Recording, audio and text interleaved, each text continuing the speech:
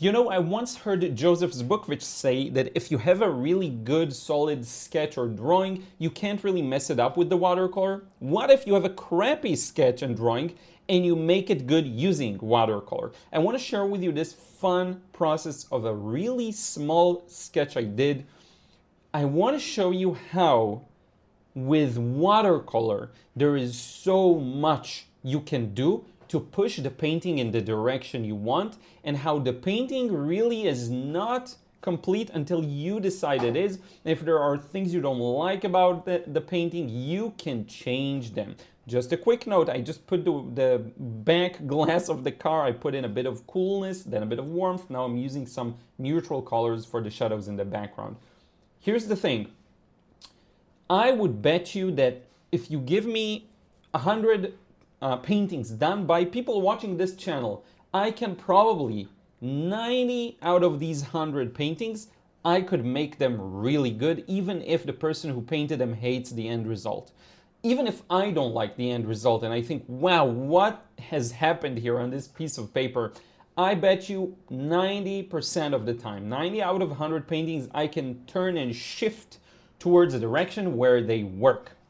The reason is, watercolor is a playground. It is fully malleable. I know you think the things you put on paper are permanent, but with a few extra tools like designer's gouache, just a white gouache paint that you mix with your watercolors, or using opaque paints, or sometimes without any of these things, you can make something that looks decent. You can make it look perfect. You can make something that looks bad, can make it really good looking.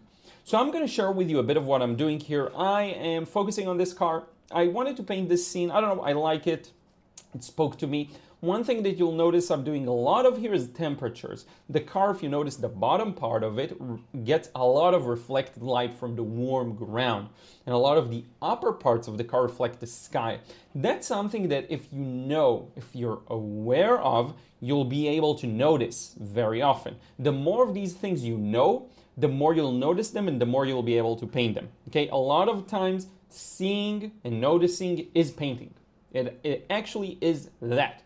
The technique, how you place paint on paper, is secondary. You can have sloppy technique. I'm using sloppy technique in many areas here. I'm doing a lot of mistakes. It still works because I'm seeing things. Now, how good you are at noticing things, whatever these things are, things that you find interesting, visual elements of the scene, the better you are at it, of course, the end result will be more polished, more of high quality, okay? Of a more finished look, of a more unique look. So a lot of what I'm noticing here is changes in temperature. The car is white, the sky reflected on the top parts. Now, if you know that surfaces, especially white surfaces, reflect all the colors back, you have some tools to use, and I'm making the most out of it. Now, for the taillights, the one in the light, that's the beauty of these types of scenes. You have sharp edges, soft edges, and a clear transition from light to dark. The one in the light is a little more saturated. It's a little lighter too. The one in the dark is a little more muted, neutral, more purple even. The ground. This is the ground that is reflected in the bottom lower parts of the car. And I need strong paint here. The reason why it's strong sunlight hitting the ground there, whatever, earth, whatever it is, it hits it hard and it reflects, it bounces back a very nice orangey, burnt sienna type of color.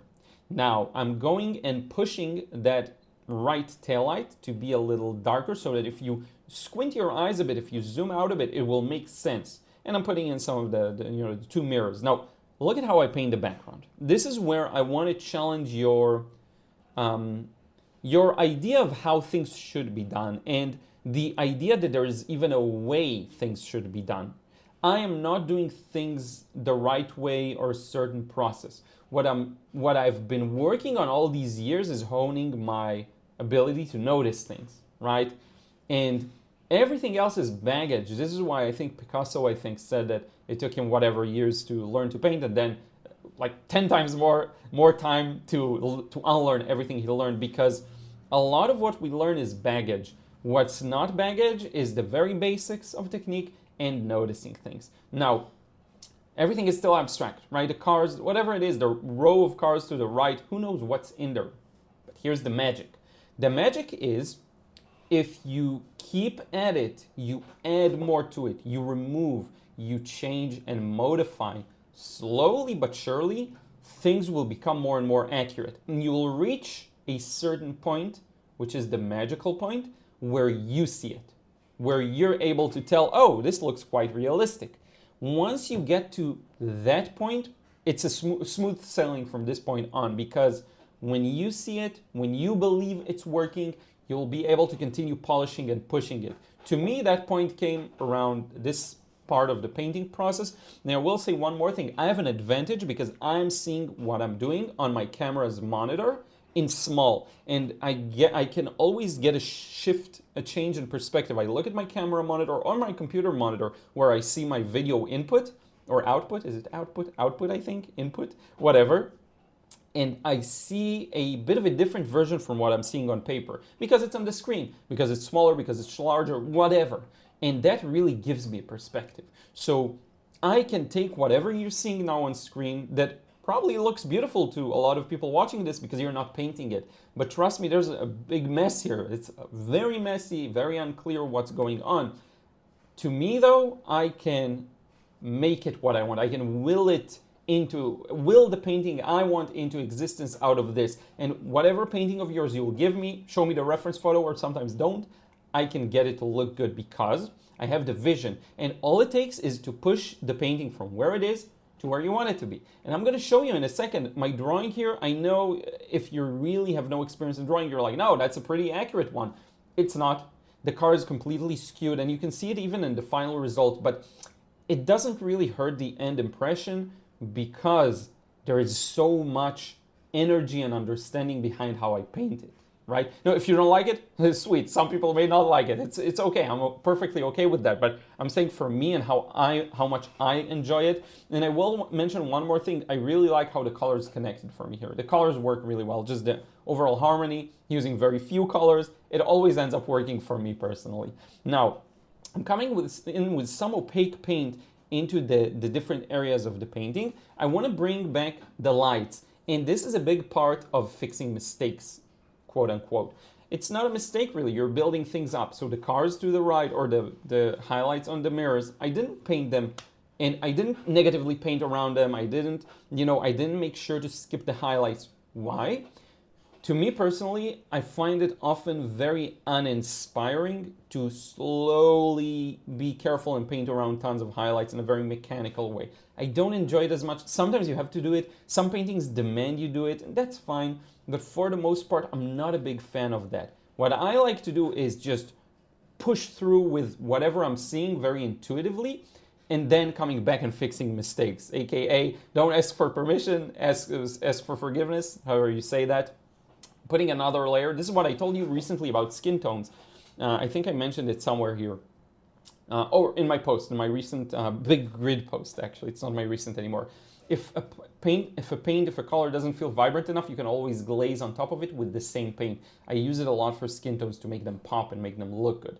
Same here for the ground. If you keep it light, an extra layer of the same color will push it to be stronger, usually. So just a quick note. Now, you'll start noticing on the right, things begin to read as cars. It's not perfect, by no means. But if you take a few steps back, I would argue it starts to read as the thing it is. And wait till I put everything on the left side, right? So you have a couple of the buildings and the different parts of the building. Some are more in the shadow, some are more in the light. Those are quite muted, quite at the back.